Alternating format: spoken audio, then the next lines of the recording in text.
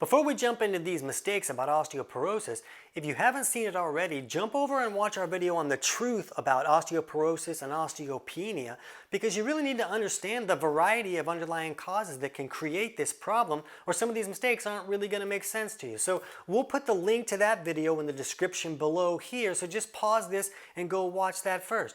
Now, if you've already seen it, let's jump into some of these mistakes that people make with osteoporosis. And the big problem is that some of these most common mistakes are also some of the most common advice that people give.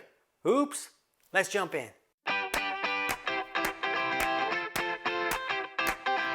TC Hale is not a doctor and does not claim to be a doctor or licensed in any type of medical field. Don't be an idiot and use anything heard on the show as medical advice. This information should be used for educational purposes only, and you should contact your doctor for any medical advice. Now get off me.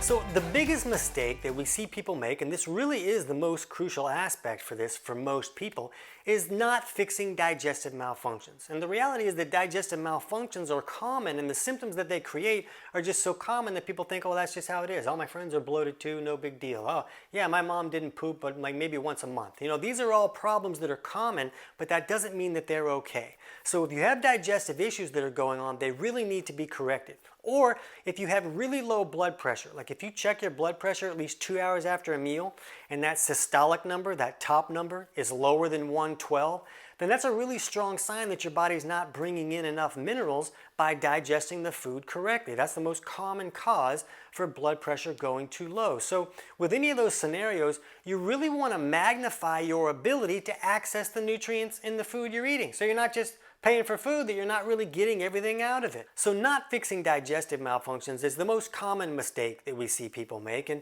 it really has to be addressed if you really want to magnify your ability to improve this situation. You want to give your body access to as many nutrients as it can so it has the tools it needs to rebuild the body the right way.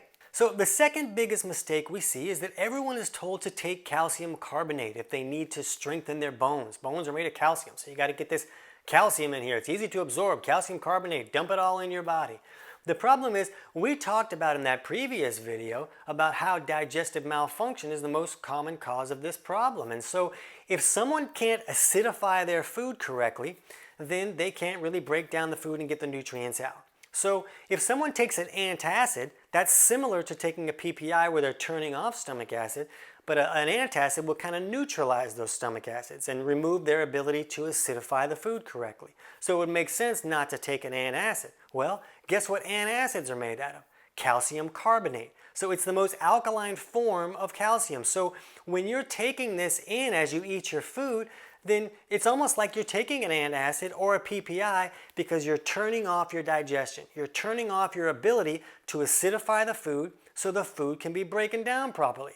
Oops, that's probably not a good idea, right? Now, if your doctor told you to take calcium carbonate, I'm not telling you to go against your doctor, but if you understand the problem that it's creating, you might want to talk to your doctor about an alternative.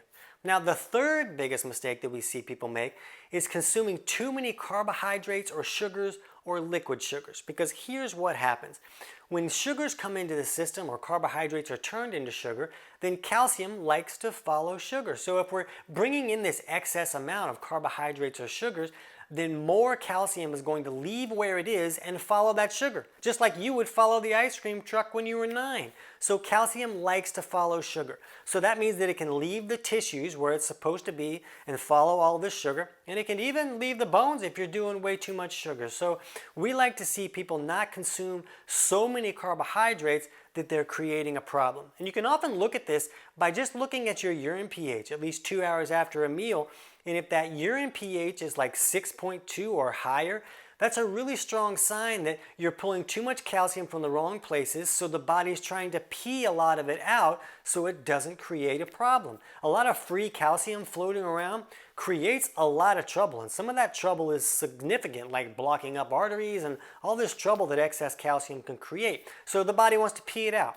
So if you look at your urine pH and it's high like that, then that's a strong sign that you may be eating too many carbohydrates that are pulling too much calcium out of where it should be, and it's kind of trying to get out of the body. And this brings us to the fourth mistake, which is taking too much vitamin D for your unique body chemistry. So here's the problem, is that we really need vitamin D to bring calcium in the system. When we eat food and we break it down and the calcium is there in the intestinal tract, vitamin D is what helps us pull the calcium out of the intestinal tract into the bloodstream. So it's like this hero, we really need it.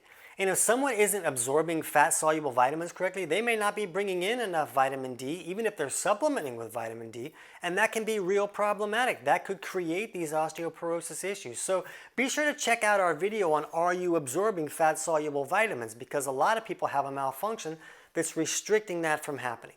However, we're looking at vitamin D as this dustbuster that kind of sucks the calcium into the bloodstream out of the intestinal tract and allows us to use that calcium the way that the body should. So the vitamin D is very important to assimilate calcium correctly. You know, all these studies show, oh, you got to take all this vitamin D because it increases your calcium absorption.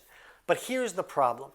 When we take these insane levels of vitamin D that a lot of people are suggesting, we're not only pulling calcium out of the intestinal tract into the bloodstream, that little dustbuster turns into a shop vac and pulls calcium from everywhere into the bloodstream. So these studies are showing, look, calcium goes way up the more vitamin D you take. Look, we're doing these blood tests. We see that the body's bringing in a lot more calcium. What they're not understanding is it's not only bringing calcium in from the intestinal tract, it's pulling calcium out of the tissues and even the bones and pulling that into the bloodstream and making the blood calcium retentive. So it traps that calcium in the blood so it can't get down to where it needs to be. Now we talk about how to figure out what the right dose is for you because there is no real number that's right. I can't just say, oh, just take 1,000 IU. That's where it's the sweet spot. You know, that's not right. Some people need more than that and a lot of people need less. So we'll put a link to our video on who should stop taking vitamin D in the description below this video so you can check that out. But that can be a really big factor. Someone not getting enough D can be really problematic,